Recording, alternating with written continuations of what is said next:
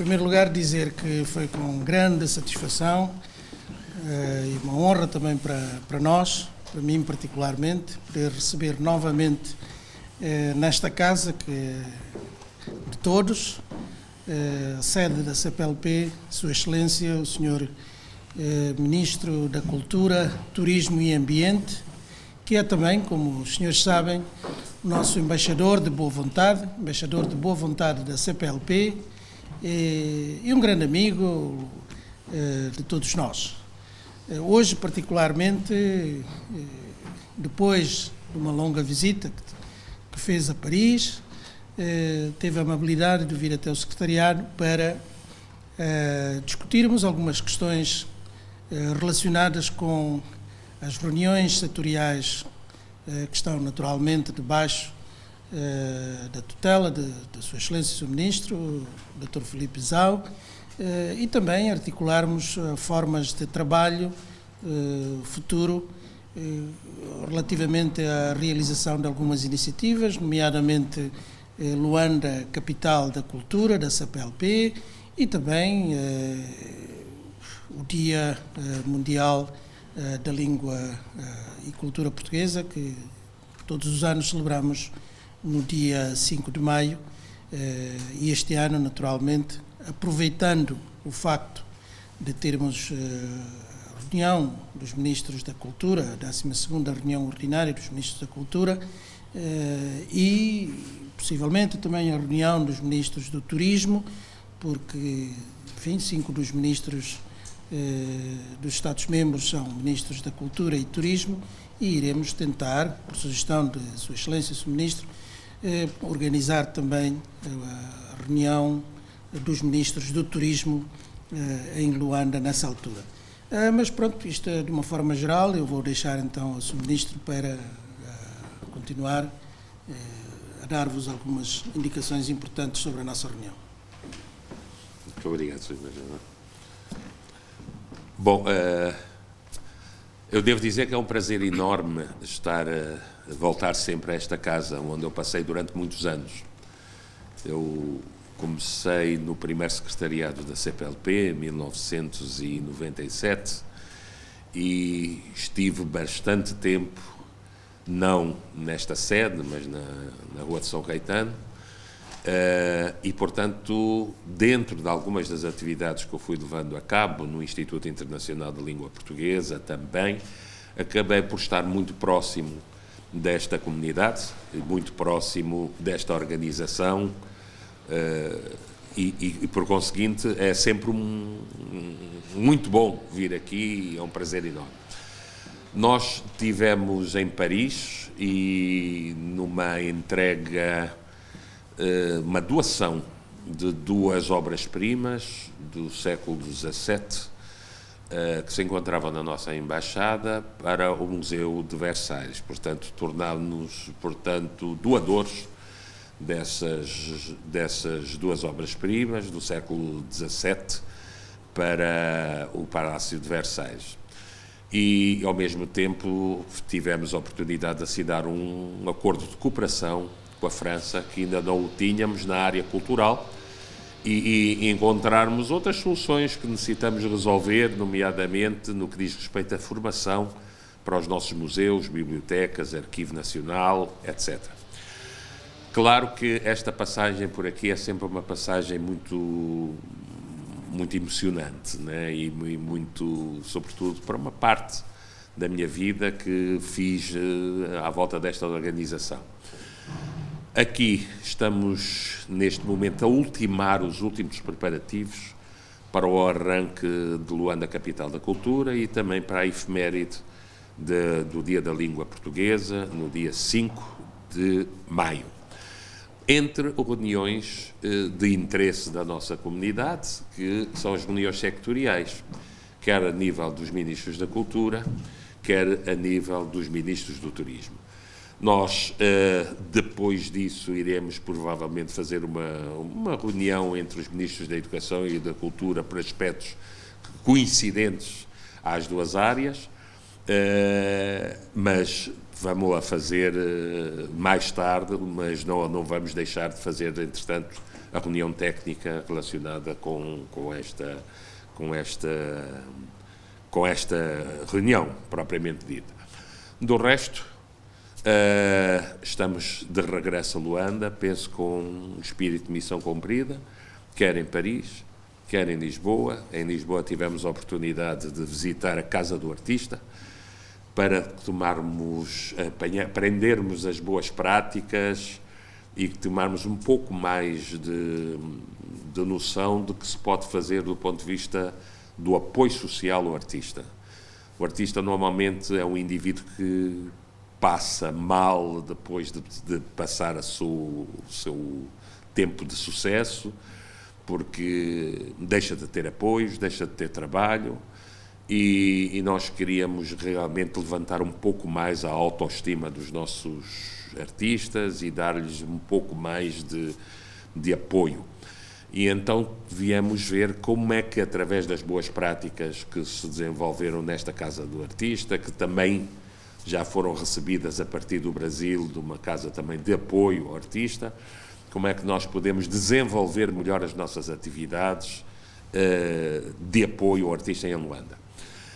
Este foi um outro caminho. Tivemos a oportunidade também de estar em Paris e ver uma exposição de cinema relacionada com Mário Pinto Andrade, que é uma figura incontornável da história de Angola. Foi, portanto, o presidente do MPLA e, portanto, um homem do movimento de libertação.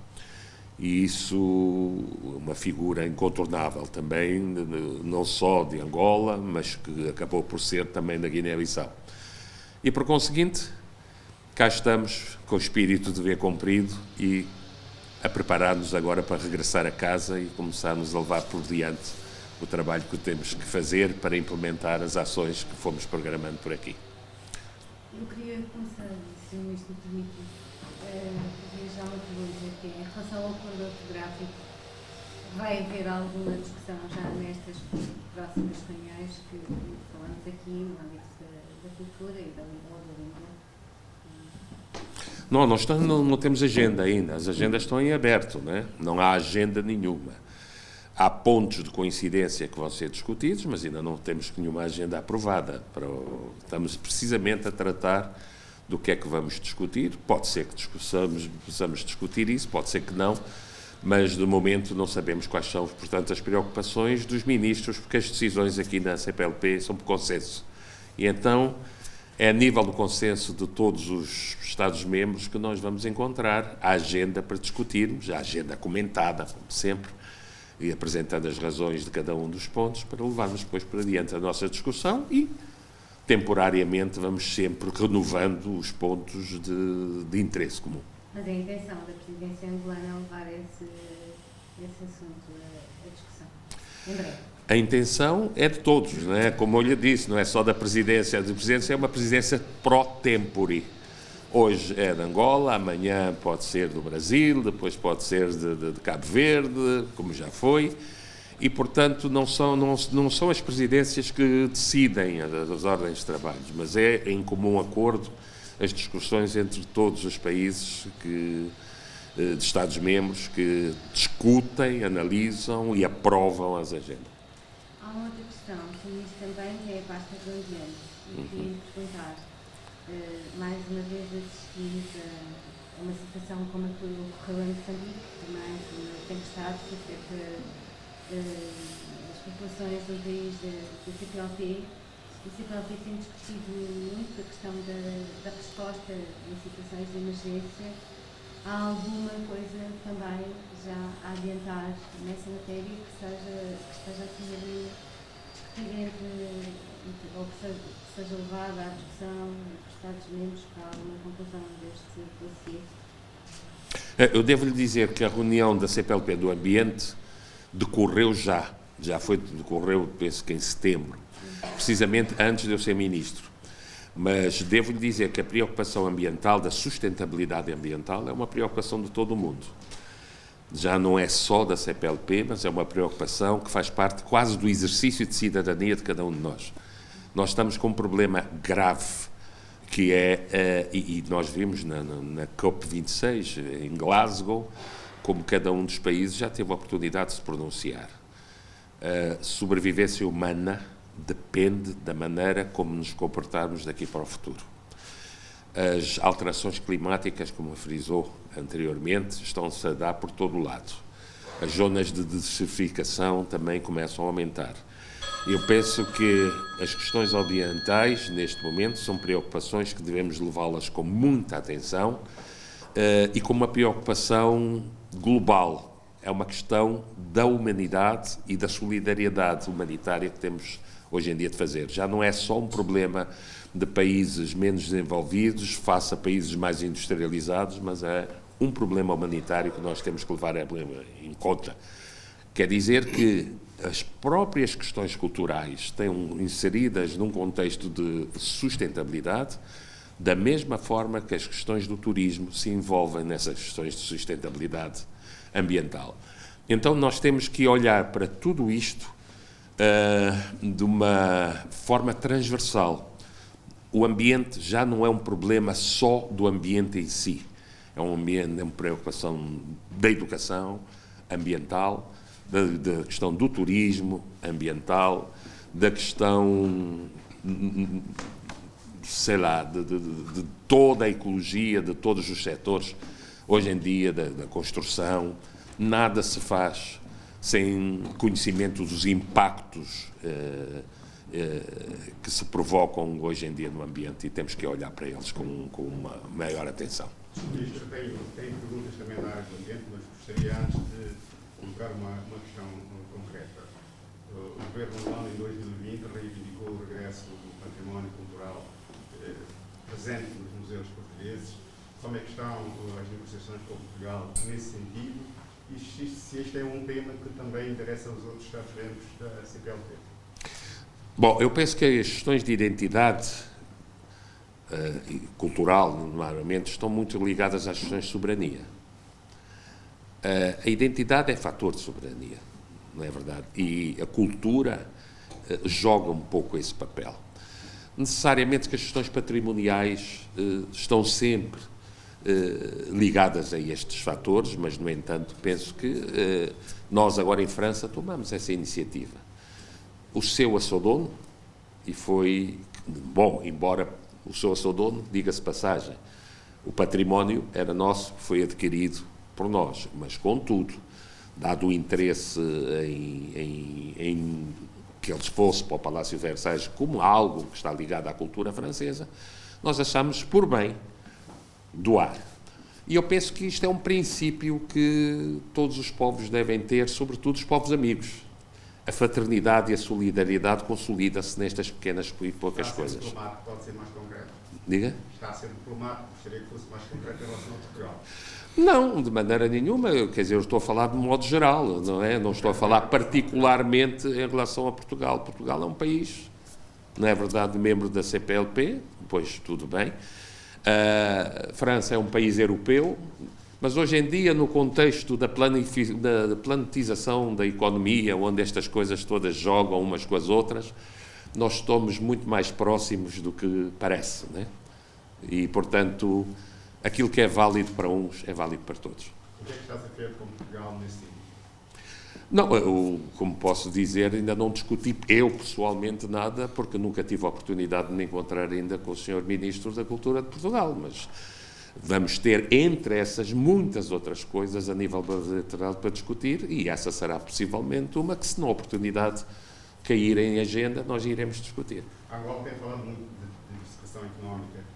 Essa diversificação económica é possível garantindo a proteção do meio ambiente? Portanto, o governo de Angola está a tomar em conta esse aspecto? Sim, nós estamos a ter uma preocupação, sobretudo à volta do plástico. Estamos a tentar fazer uma economia circular. O plástico que há em demasia e que vai para o mar e que cria um problema enorme à biodiversidade, nós estamos a tentar transformá-lo em combustível. E com esse biocombustível nós estamos a tentar lançar o fomento do turismo, tornando os preços mais baratos, porque se gasta muito com o combustível. E estamos a ver a questão da dessalinização da água do mar também como para áreas onde não existem água. Estamos a fazer essa primeira experiência no deserto, precisamente no deserto de Namibe, onde há falta de água e onde há praias fantásticas, praias completamente virgens, mas não há forma de promover o turismo sem água e sem energia. Mesmo o ecoturismo, qualquer turismo, não se gosta. E temos parques ambientais, como o Parque do Iona, mesmo ali ao lado, que são, portanto, zonas potencialmente apetecíveis para o turismo. E a única forma que nós podemos levar por diante isto é realmente encontrar, através de um elemento que foi o plástico, uma forma de resolver o problema ambiental e, por outro lado, fomentar o turismo e envolver as populações numa lógica de economia circular que depois podemos promover pequenas áreas de desenvolvimento comunitário. Uma última questão, em relação à proteção da mata nativa angolana. O que é que o Sr. Ministério pensa fazer sobre o uso de carvão vegetal? Queremos reduzir isso. A redução do carbono é um problema que nós estamos a preocupar. Vamos encontrar que soluções é que o vamos fazer. Porque neste momento, de um dia para o outro, normalmente essas coisas não se resolvem. Nós temos um problema cultural que era realmente as queimadas. Agora, normalmente os adultos são resistentes à mudança e isso implica todo um trabalho de educação ambiental a ser feito, não só pelo meu Ministério, mas também pelo Ministério da Educação, pelo Ministério da Família, por todos os desenvolvimentos. Eu, como disse anteriormente, esta questão ambiental é uma questão transversal, toca a todos. E penso que futuramente devemos encarar como uma forma de exercício pleno da nossa própria cidadania e de convivência, no respeito pela identidade, no respeito pela diversidade, uns com os outros. Portanto, é a única forma de nós resolvermos estes problemas e minimizarmos todos estes impactos ecológicos que estão a aparecer aqui, em todo o mundo, no fundo. Sr. Ministro, queria só saber se é possível detalhar um pouco mais o Luanda Capital da Cultura. O Luanda Capital da Cultura vai ser, no fundo, um conjunto de atividades que andam à volta da CPLP, no fundo. É a capital da cultura, portanto, são atividades culturais. Livro, disco, cinema, canção infantil, literatura, portanto, entre outras atividades que nós estamos neste momento a programar e que envolva feiras, portanto, que envolva todos os países. Portanto, será mostrar que a cultura pode ser também importante. A ideia muitas vezes é que a cultura apenas faz gastos, mas as indústrias culturais também produzem e concorrem para o PIB, e é com isso que nós vamos talvez preocupar-nos também um bocadinho mais. E também é através da cultura que nós conhecemos melhor os povos, a identidade dos povos e como eles trabalham, como eles funcionam, como eles vivem. Vamos criar, talvez, conferências, vamos discutir e, talvez, vamos encontrar, meios de termos alguns escritores juntos. Eu sou também vice-presidente da Academia Angolana de Letras e, portanto, nós, na Academia Angolana de Letras, temos contactos com as outras academias e, mesmo, nem que seja por via webinar, se a pandemia continuar a insistir e não nos largar, nós vamos encontrar formas de nos encontrarmos, de nos discutirmos, encontrarmos pontos de interseção, conhecermos o que se está a fazer, não só a nível da literatura, mas também a nível das ciências sociais, pelo menos no nosso caso. Queria aproveitar, Sr. Secretário, só para esclarecer que estou muito entusiasmado em relação àquele acordo de mobilidade. Eu tenho ouvintes em Cabo Verde e também em Angola que questionam o facto de a situação não se ter alterado no nível dos consulados, nomeadamente de Portugal, em Angola e em Cabo Verde. Poderia, neste momento, clarificar essa situação para nós? Muito obrigado, com certeza. A entrada em vigor do acordo não significa que de um dia para o outro os cidadãos dos países que já ratificaram o acordo e completaram o processo com com a notificação do depósito do instrumento aqui na sede da CPLP, possam imediatamente usufruir desta mobilidade que existe no acordo. Naturalmente que os países irão avançar. Há algumas etapas que podem entrar imediatamente em vigor, naturalmente, só para os países que já ratificaram, particularmente o uso da circulação sem necessidade de visto dos passaportes diplomáticos e de serviço. Os outros, como nós já tivemos oportunidade de informar ao público, serão alvo de acordos posteriores que os países que assinaram terão que depois negociar com os Estados-membros que estão interessados. Portanto, o passo significativo foi da entrada em vigor. Neste momento já temos 5 países, São Tomé, Cabo Verde, que começou, que foi o primeiro, depois temos São Tomé, temos Portugal, Guiné-Bissau e Moçambique. Os outros países já estão num processo também bastante adiantado. Eu vou em visita oficial ao Brasil na próxima semana e tentarei também o diálogo com a Câmara dos Deputados e o Senado, por forma a acelerar também este processo no Brasil. Eu sei que a Angola já está também na Assembleia Nacional e possivelmente ainda antes de maio teremos também avanços nesse sentido, talvez mais atrasados os processos em Timor-Leste e na Guiné Equatorial. Mas temos que ter calma, porque não é de um dia para o outro, não é de dia para a noite que todos os cidadãos da CPLP possam circular livremente sem problemas. E também dizer que queria agradecer ao Sr. Ministro, que veio acompanhado da Sra. Secretária de Estado da Cultura, e dizer também que nós vamos ter nas próximas semanas uma série de iniciativas. Finalmente vamos poder ter uma reunião constitutiva do Fórum das Agências de Promoção e Investimento que irá decorrer em Angola.